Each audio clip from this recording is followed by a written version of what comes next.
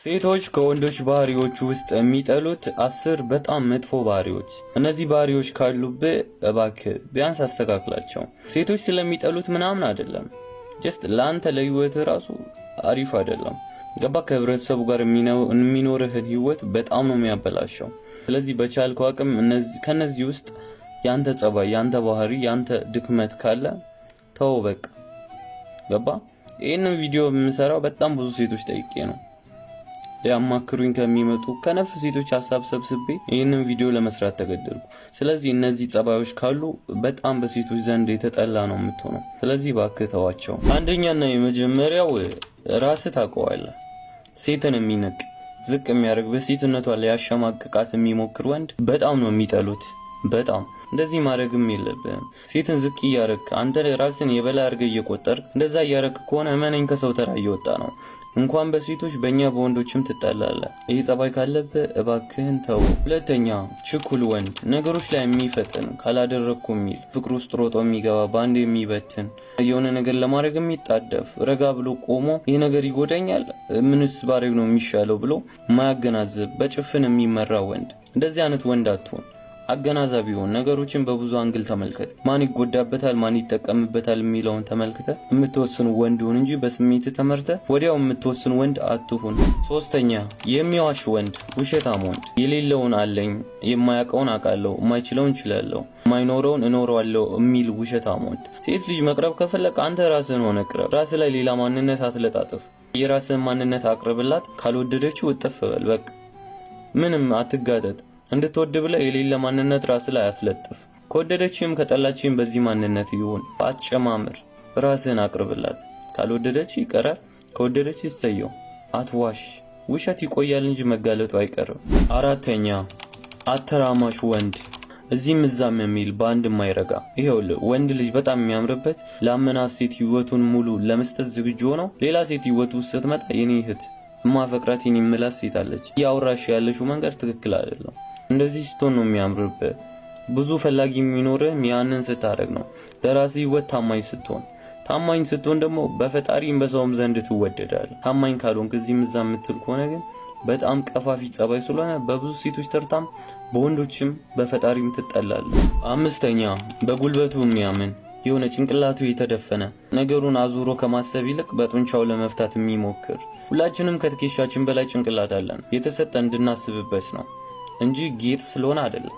ከዛ ይልቅ ግን በሰውነቱ ተመክቶ ነገሩን ወደ ጸብ የሚወስድ በአቅሙ ሁሉን ነገር መፍታት የሚችል የሚመስለው እንደዚህ አይነት ወንድ ከሆንክ መጥፊያ በእጅ ነው።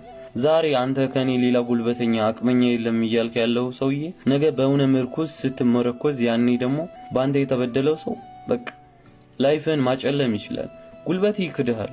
የተወሰነ አመት ብቻ ጠብቅ። ስለዚህ ባለህበት እድሜ በጉልበት ሳይሆን በጭንቅላት የምትመካነት ሰው ሁን። አንደበትህን ለመናገር ተጠቀምበት፣ ነገሮችን ለማስተካከል ሰው ለማሳመን እንጂ ጡንቻህን አትጠቀም። እንደዛማ ከሆንክ ደንዘሃል ማለት ነው። ስድስተኛ ሱሰኛ ከሆንክ ይኸውልህ ሱስ ፈልጋ አይደለም የምትገባበት። ሜይቢ ልሞክረው ብለህ ገብተህበት ሊሆን ይችላል። ነገር ግን የማይቻል ነገር የለም። በአንዴ ያልገባህበትም በአንዴ ዘላ አትወጣም። ብዙ ሰዎች ጋር እንደማይወደድ በማህበረሰቡ የሚጠላ ነገር እንደሆነ ታውቃለህ። እንኳን በሴቶች ከባድ ነው አውቃለሁ። ዋጋ ያስከፍላል። ስትገባ ረጅም ጊዜ ወስዶብሃል፣ ለመውጣትም እንደዛው። በቃ ፈጣሪን አስቀድመ ውጣ። ሃይማኖት ምንድን ነው? ምንም ሊሆን ይችላል። ገባ? እምነትህ ላይ ጥለህ ከዛ ነገር ለመላቀቅ ሞክር። ጊዜ ይወስዳል ግን ታደርገዋለህ። አምንብሃለሁ። የሚስተካከል ነገር ነው። በቻልኩ አቅም አስተካክለው።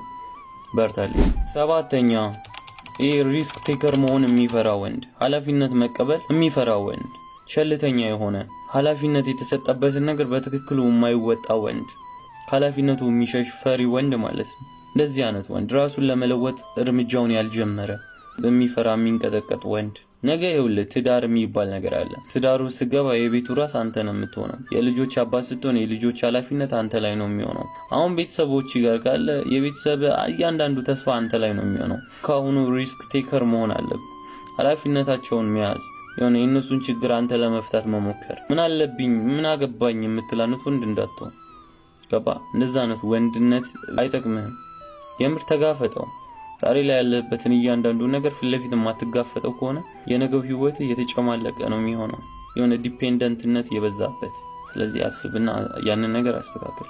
በጣም የሚያስጠላ ነገር ነው።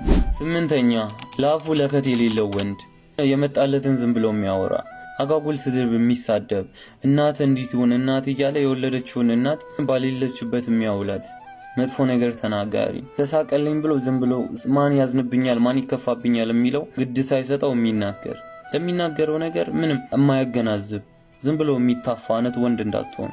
ወንድ ከሆንክማ አባቴ ለምታወራው ነገር በጣም መጠንቀቅ አለብህ። አንተነትህን የሚመዝነው የምትናገረው ነገር ነው። ሰው የሚለካ መጀመሪያ በንግግር ነው። በምታወራው ነገር ላይ ሰውን አክብር መጀመሪያ፣ ከዛም በኋላ ርዕስህን አንሳ እንጂ የሆነ ተሳቀልኝ ሰው ሰማኝ ብለህ የማይሆን ነገር አትናገር።